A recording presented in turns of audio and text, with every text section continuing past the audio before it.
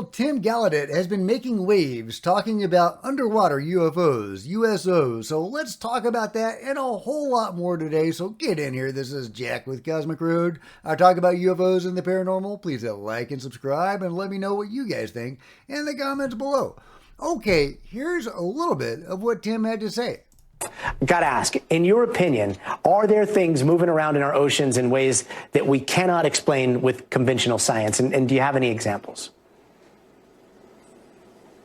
100%. And you just showed two videos of those, Gotti, but also I know of eyewitness accounts from submarine officers, as well as intelligence specialists who've seen classified video of these types of objects moving in ways we really couldn't do ourselves. And with technology, we are unable to reproduce. Have you ever seen any of those videos, or do you have firsthand knowledge or experience with something like this? I have not, but I know credible people who have. And I actually started to speak out about this because I did see something when I was in the Navy. On the Navy secret network during a big exercise, I received a secret email from my boss, and it was addressed to myself and all the subordinate commanders who reported to my boss. So 20 flags, admirals, and senior executives. And the title of the email was Urgent Safety of Flight Issue. And attached to the email was the now very famous Go Fast video, the leaked UFO video from Navy F-18s. And he asked all of us on the line if we knew what it was. And if we did, tell him, because he was going to have to shut down the exercise. If not, because these craft were having near midair collisions. Okay, yeah, the little garble there, but there you go. Nothing to see here, folks. There's no such things as UFOs, but meanwhile, they're sending out notifications. Watch out for these UFOs. Otherwise, we're going to have to cancel the mission or the training exercise. So, yeah, nothing to see here, folks, but really they know much more. I love that Tim is sharing this. This is an amazing anecdote. And I'm actually glad that he hasn't had direct involvement with the UFO or USO material himself, because he's able to talk about it now.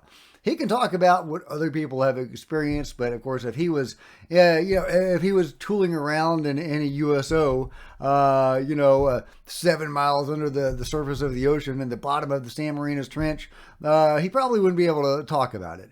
So, but there it is. Tim is out there being very outspoken, saying this is not our technology. We cannot duplicate this. And by the way, the government is aware of this and even working around it. They're having to work around it. And the phenomenon is so present that it is in danger of canceling their operations. I think that is really interesting. That was the case in the Nimitz incident as well. So how often does that happen? How often do UFOs force a change of plans by the military? I think that's a really intriguing question. I would love an answer to that. And if they do force a change in the behavior of the military, is that by design?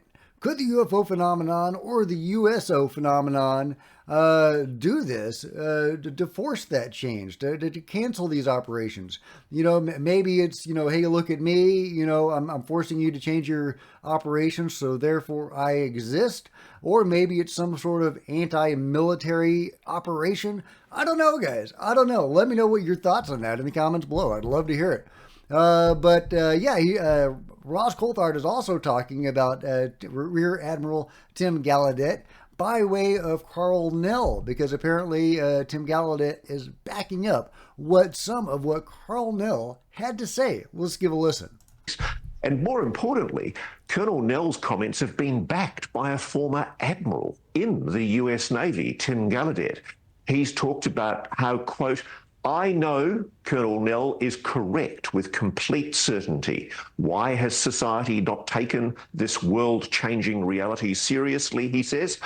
Partly because of a deliberate and systematic disinformation campaign by the US government, which has perpetuated the stigma associated with U.A.P. So he's had some high-powered support from a former colleague in the services. I love it. Yeah, so the government's putting out disinformation about UFOs while at the same time sending each other secret memos about UFOs. Love it. Great reporting, Ross. And great comments from Rear Admiral Tim Gallaudet. I hope he continues rocking the waves. I have to get as many aquatic puns as I can in. I'm sorry. But yeah, that's not the only thing interesting about Tim Gallaudet that I've found out. Stephen Greenstreet, of course, put this up to discredit Tim, but I think this is super intriguing, and it makes me aware that Tim is aware of more than just the nuts and bolts element of the phenomenon, what I call the greater phenomenon, because the UFO phenomenon, to me, is just a subset of a much larger phenomenon that I call the greater phenomenon.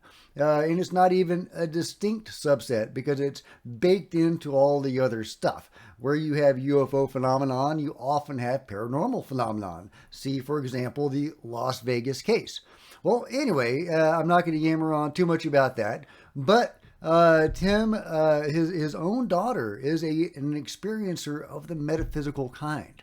So let's give a listen to a little bit of what he has to say. Youngest daughter had real serious behavioral issues, and to put it, just sum it all up, she is like many of these medium that you see. She can see spirits. She saw them all the time. And there are people that have this ability to tap into whatever we want to call it, the other side, where people go when they die, whatever that is, the energy that people leave behind. There's a lot of ways to explain it. And, my wife and I, we, through this experience, to just be able to help her, we came to meet several mediums who are incredibly gifted. There's one, it's on TV, Long Island medium, Teresa Caputo.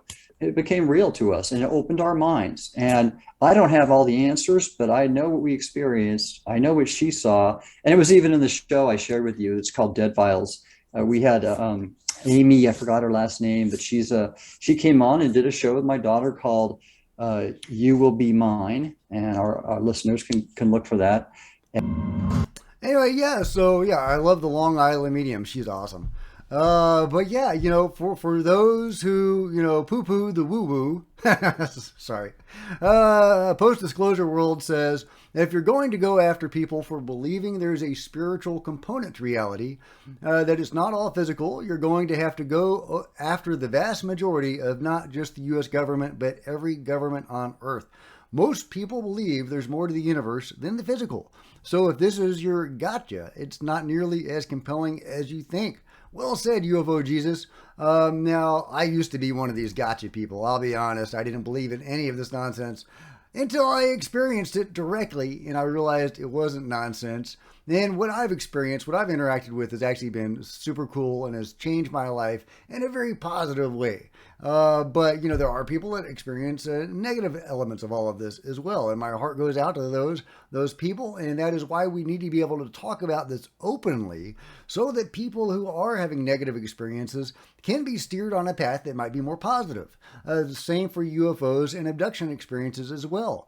That's one huge reason why we need UFO disclosure, is so that we can talk about this openly. And because UFOs are, baked into all the rest of it, UFO disclosure is tantamount to spiritual disclosure or consciousness disclosure, metaphysical disclosure, whatever you want to call it. All really, really important stuff that people need to know about and understand how to navigate. Speaking of which, don't piss off a witch. Look at this guy. Oh my God. He pissed off the wrong witch. That's all I'm saying. Meanwhile, Garry Nolan is talking about orbs. Check this out. From Patrick Jackson. For those who believe the spheres are human tech, consider this your wake-up call. This photo, taken in 1971, shows a Type 1 sphere in a V formation and a Type 2 relay sphere on the right. These formations and processes are identical to what we observe today. Similar formations can also be seen in ancient religious paintings and depictions. And here you go. Those are the spheres in question in what he calls a formation. And this is in the Yukon in Canada. To which Garry Nolan replies.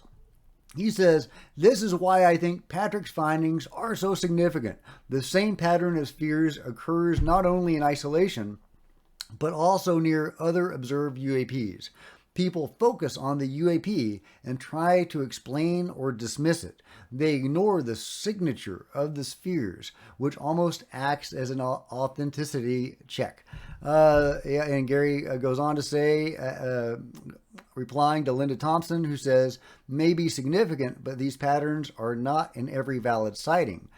Garry says, agreed, but they seem to be in many from the pics I have seen. A database for public scrutiny needs to be made available to test the idea or move on.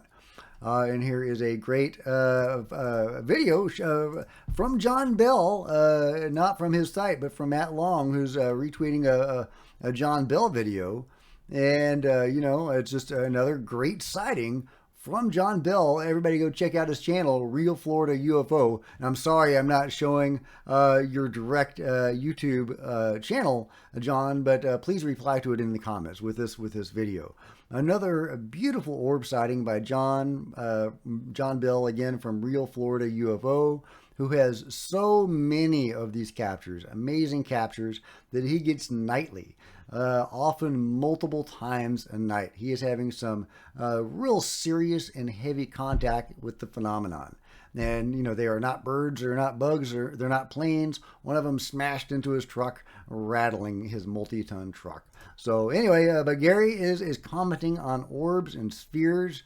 As Patrick says, this is not human because, of course, we didn't have that tech in 1971.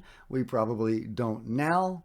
Now, of course, if time travel is a factor in all of this, the dates don't really matter as much, which is why I hate time travel.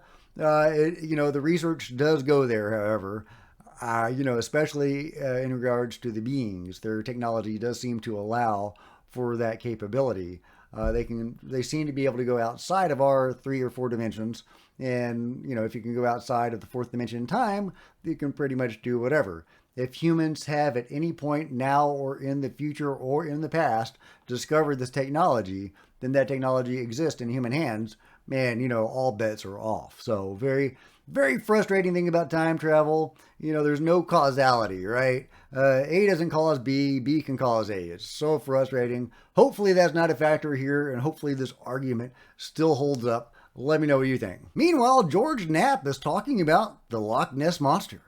A high-tech hunt for the Loch Ness Monster from an article by the New Yorker. Now, this article is from years ago, from 2000. So I'm not sure why George, in a modern tweet, is referencing this 2000 article from the New Yorker about the Loch Ness Monster. But that makes me wonder, is George a believer in the Loch Ness Monster? If he is, what does he know that I don't know? Because I have never really been on the Loch Ness Monster train. So if you guys have seen incontrovertible proof of Nessie, let me know. Because I've seen some stuff that, it's kind of a head scratcher. It kind of makes you wonder. But on the whole, I haven't seen enough to make me think there is a Loch Ness Monster. Let me know your thoughts and the best evidence that you have seen. Meanwhile, speaking of orbs, check this out. This is from Parsi, who is quoting from the Danny Jones podcast with Ryan Bledsoe, the son of Chris Bledsoe. I love Ryan. A lot of what we know, a lot of the juiciest stuff we know about Chris Bledsoe is from his son, Ryan. Stuff that didn't go into the book or that Chris hasn't really talked about in interviews very much. But Ryan is willing to discuss this stuff. So I love Ryan. And apparently he's talking about the orbs that his dad sees and has filmed and that we've all seen. If you've seen Chris Bledsoe's UFO videos, apparently the orbs told his dad they are the guardians. This was told to me, Ryan says, by the orbs through my regression with Mary Rodwell, who I just interviewed the other day. I wish I had seen this prior to interviewing her. I would have definitely asked her about Ryan Bledsoe or Chris Bledsoe's orbs. The orbs are an avian species of NHI that call themselves the Guardians of Souls.